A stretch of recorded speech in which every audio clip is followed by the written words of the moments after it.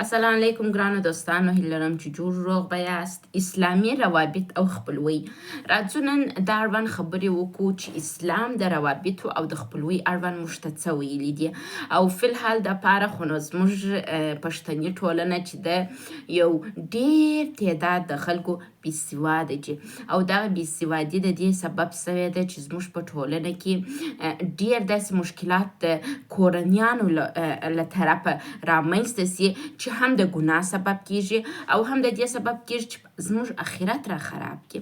راځئ نن وایو چې اسلام د روابط او د خپلوي اړوند موږ ته څه ویلي دي، موږ باید څه وکړو د ښه روابطو دپاره.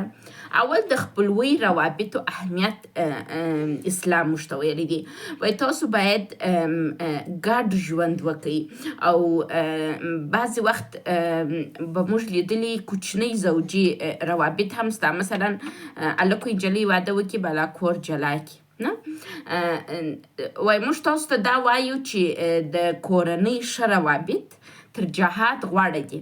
ګورئ جهاد څومره یو سپېڅلې خبره ده، دا چې ته د اسلام څخه دفاع کوي، د وطن څخه دفاع کوي، خو که چیرې ته روابط خراب ساتې ستا هغه جهاد نه قبلیږي. ښه جهاد د کورنۍ سره ښه روابط لرل دي. ګورئ بعضې وخت دا کوچني زوجونه لکه نوې ناوې یا نوې زوم که کورنۍ کور جلا کوي لیکن روابط باید خراب نه کړي د کورنیو سره. دا اوس زمانه کې د نجونې داسې سوي دي چې واده وکړي فکر یې په دا کې چې جلا سم، خو خیر دوی غواړي جلا سي جلا دي سي، دا د دوی انتخاب دی، خو د جلا کېدو وروسته چې روابط نه قطع کوي، خپل روابط دې وساتي. راځو دوهمه موضوع چې شته د خپلوي اړیکو ډولونه. موږ د دې دپاره چې روابط وپالو اسلام موږ ته ویلي دي چې موږ باید د خپلوي دپاره څو ډوله خپلوي سته چې باید موږ یې وکړو. یوازې خپلوي دا نه ده چې تاسو به یو د بل احوال اخلي چې پلانکه یې ته ښه یې سم یې دقت ونه کړې، دا خپلوي نه ده. خپلوي یو بل ته کومک کول دي، موږ باید یو د بل کومک وکړو، هغه که مالي نګاه سي، هغه که رواني نګاه سي، هغه که اجتماعي نګاه سي، هغه که مالي که معنوي، او بل روابط به نه قطع کوو. دا یو د مهمو مسلو څخه ده چې اسلام موږ ته ویل دي چې موږ باید روابط قطع نه کړو. او بل بد الفاظ او بد چلن باید ونه کړو.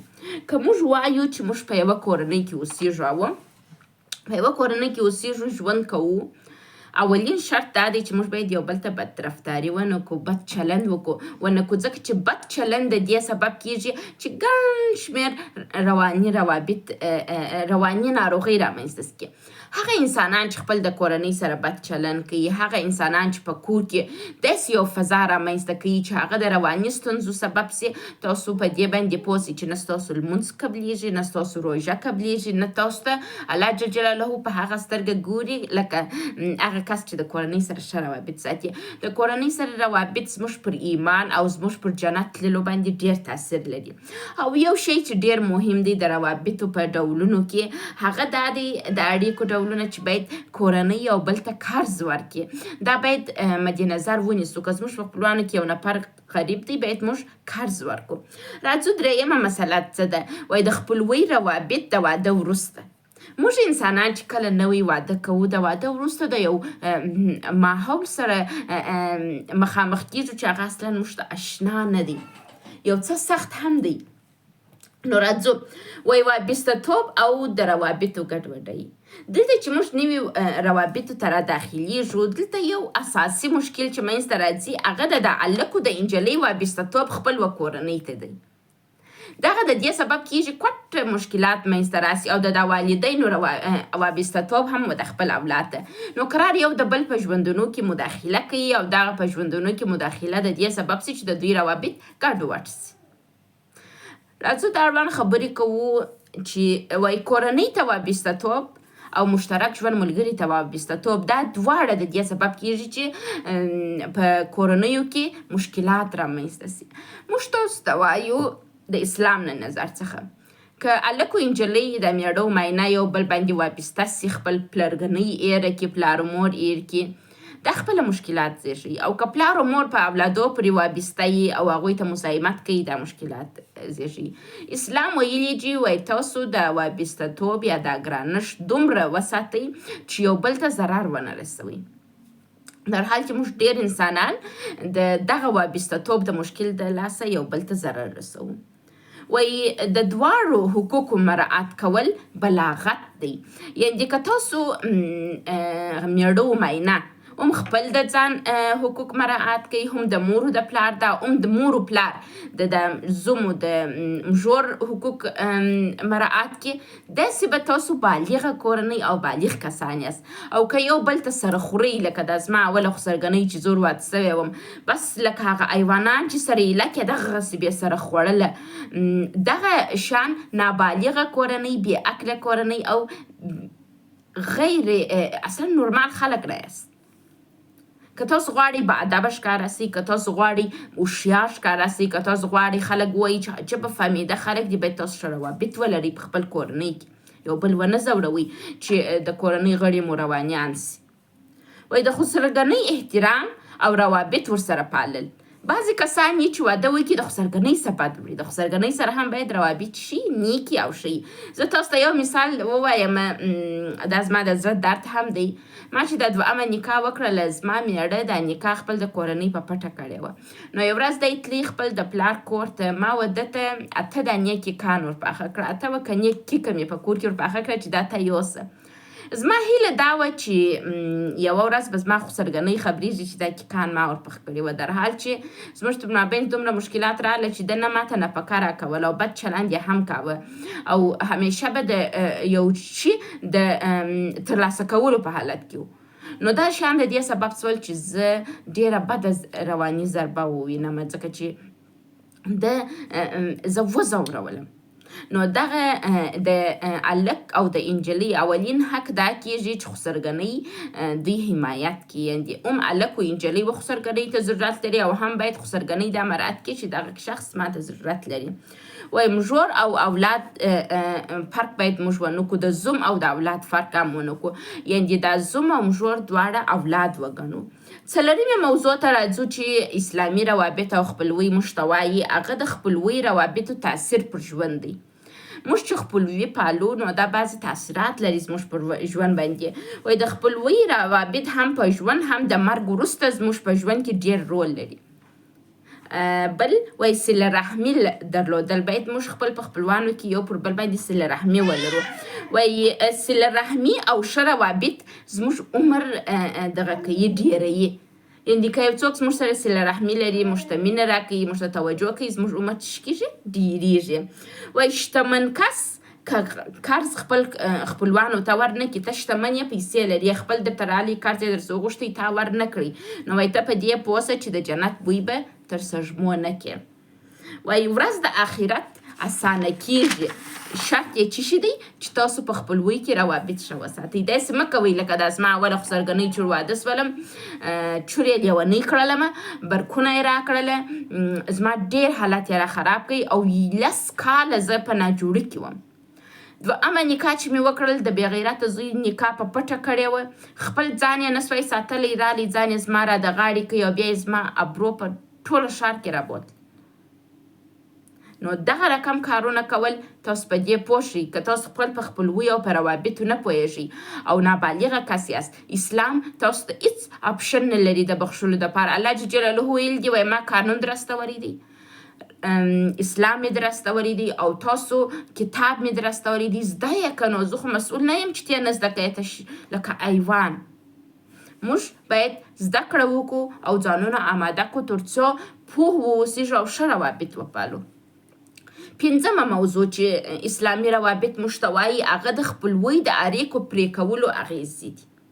موږ د دې دپاره چې ښه رواني صحت ولرو او په ټولنه کې یو ښه شخصیت ولرو او ښه نوم ولرو، چې دا د انسان یو ضرورت دی لکه غذا ته چې ضرورت لري، موږ باید روابط پرې نه کړو.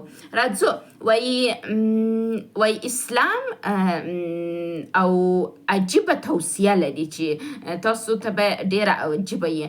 وایي هغه خپل چې رابطه در سره کته کړي ته روابطه مه ورسره کته کوه. هغه خپل چې تا د کوره باسي ته بیرته باندې ورځه. یعنې که څه هم ستا خپل ستا سره بد کوي ته د بدو پر سر چې شي ورسره وکړه ښه ورسره وکړه. داسې به د هغه زړه ارام سي، د هغه زړه به نرم سي او ستاسو روابط به وساتل سي. راځو وایي روابط پرې کول د خپلوانو حمایت له لاسه ورکول دي او د خپلوانو حمایت د لاسه ورکول زموږ ژوند را ګډوډ کوي. وایي هغه څوک چې روابط پرې کوي د تقوا حدود نه عملي کوي. اولین مشکل چې په روابطو پرې کولو کې راځي دغه تاسو به دا بعضې ځوانان لیدلي چې یوازې ولاړ سي به اروپا ته، بیا د دوی اکا نه یي، ماما نه یي، د اکا زوی نه یي، سیال و سیالداري نه یي، حیا شرم هیڅ شی نه یي. ډېر یو بې ادبه بې نزاکته ځوانان ځینې جوړېږي په سوشل میډیا کې موږ وینو. یو نفر راولاړ سوی دی په فیسبوک کې آیډي جوړه کړې ده د پروانې جمشید په نامه. زما ویډیوګانې پورته کوي زما د اجازې بغیر. دغه کس ته زه د چیش په سترګه ګورم، دی نه اخلاقي اصول ځان ته لري، نه هغه د ټولنې اخلاقي اصول مراعتوي، او نه هم لکه یو وحشي کس دی د پیسو ګټلو دپاره زما علم غلا کوي، په ډېر غیر مسلکي ډول یو در خلکو پورې رسوي او زما د علم څخه سوء استفاده کوي. غلا کوي، خلکو ته درواغ وایي چې زه پروانه یم، او څه شي کوي ما ته ضرر رسوي. دی فکر کوي چې زه به نو بیا لمونځ وکړم، الله اکبر، روژه به ونیسم خدای به ما وبخشي. نه خیر، خدای مسخرې نه لري. په روژه په لمونځ خدای تاسې نه بخشي. خدای هغه وخت تاسې بخشي چې ته د خپل ځان سره ښه روابط ولري، د خپلوانو سره ښه روابط ولري، اخلاقي اصول ولري ځان ته، چاته ضرر ونه رسوي. اوس دغه نفر چې د پروانې جمشید په نامه آیډي جوړه کړې ده، دی ما ته ضرر رسوي او زه دی نه بخشم. راځو وایي کورنۍ روابط اجتماعي او مالي حمایت دی. که چیرې کورنۍ روابط موږ ښکته کړو موږ ډېر څه د لاسه ورکړو، او اولین ضرر چې کوو هغه دا دی چې موږ الله جل جلاله د لاسه ورکړو. کله چې ستاسو سره کورنۍ روابط نه وي، کله چې ته په دې مور پلار نه یي، کورنۍ نه یي، څوک تا ته نه وایي چې دا کار وکړه دا کار مه کوه، دا ښه کار دی دا بد کار دی، نو دغه کسان داسې سي لکه دغه کس چې د پروانې په نامه نشرات په فیسبوک او یا هم ټیک ټاک او هر ځای کې کوي. دا انسانان نه تربیه لري او نه هم د جنت بوی لیدلی سي، ځکه چې دوی ضرر رسوي خلکو ته. راځو شپږمه موضوع چې اسلامي روابط او خپلوي موږ ته وایي، هغه د خپلوي رتبې په اسلام کې دي. په اسلام کې د خپلوي ځان ته رتبې لري، او دغه رتبې د دې سبب سوی دی چې موږ ته دا راښکاره کړي چې په دنیا کې باید موږ ډېر نږدې کسان خپل ځان ته ولرو. که ډېر نږدې کسان ځان ته ونه لرو دا د څه سبب کېږي؟ د رواني ستونزو سبب کېږي او زموږ ژوند ګډوډ کېږي. اول راځو پلار، مور، اولاد او لمسیان په اوله رتبه کې دي. په دویمه رتبه کې نیکه و اناو او ورنه نیکه او ورنه انا دي. په دریمه رتبه کې خور، مور، ورور او د خور او ورور اولادونه دي. هم خور و ورور هم د خور او ورور اولادونه دي. په څلورمه رتبه کې اما، اکا، خاله، ماما دي. او په پنځمه رتبه کې د اما، اکا، خاله او ماما اولادونه دي. په دا کې یو سټیجونه دي. ګورئ وایي تاسو تر څلورم سټیج پورې چې اما او خاله او اکا او دا چې تاسو چې د یو چا کور ته ورسئ بې له دې چې اجازه واخلئ کولی سئ خوړک وکړئ، تاسو یو بل ته محرم یاست، نکاح مو نه سره کېږي. نو دومره نږدې روابط د دې معنا ورکوي د اسلام له طرفه چې موږ باید په دنیا کې ډېر نږدې کسان ولرو او د هغوی سره سالم روابط ولرو چې دا زموږ رواني سیستم را منظم کوي. د خپلوي اړیکو رنځپوهنه په دې هم پوه سئ چې د خپلوي روابط صحیح دی چې ښه اړخونه هم لري لکه ما چې تاسو وویله، خو موږ باید خپلوان ازار نه کړو. موږ باید د دې سبب نه سو چې د یو خپل د رنځ سبب واوسېږو. ګورئ که دا خپل ستاسو روابط یې، که کورنۍ یې، که هیوادوال یې، دا باید مد نظر ونیسئ چې یو بل ازار نه کوي. او د دنیا تر ټولو ښه صله رحمي چې د جهاد په مرتبه کې لري هغه د خپلوانو او د دوستانو او حتی د هیوادوالو سره ښه روابط دي. وایي خپلوي باید تر الله جل جلاله مهمه نسي. تاسو باید په دې پوه سئ. ګوره دغه کس چې زما ویډیوګانې اخلي و خلکو ته یې نشریوه، ده ته تر خدای دا د نن ورځې نفع مهمه ده. زما ویډیو واخلي، ډېر ویو واخلي او ویډیو غیر رسمي کې، غیر مسلکي کې یو څه پیسې په وګټي، دته تر الله د ګټه مهمه سول. تاسو باید دا زده کړئ که هغه خپلوي د ځان سره یي، که د کورنۍ سره یي، که د خپلوانو سره یي، که د هیوادوالو سره یي، باید تاسو څه شي ولرئ؟ الله اول ولرئ او بیا دوستۍ وپالئ. داسې مه کېږئ چې یو ځوان نوی واده وکړي بس بلا وایي ار عجبه دنیا سر بلا معنی ته. دا رقم نه. ستاسو سر باید الله ته یوازې ټیټي او الله ته وفادار واوسېږئ او اسلامي اصول مد نظر ونیسئ او همیشه په یاد ولرئ که تاسو په دې دنیا کې کوچني خپل اشتباهات ونه منئ او د الله څخه ونه بیریږئ، د جنت بوی هم نسئ ترلاسه کولی. جنت ته تګ یو اسانه خبره نه ده او مسخرې نه دي. مننه.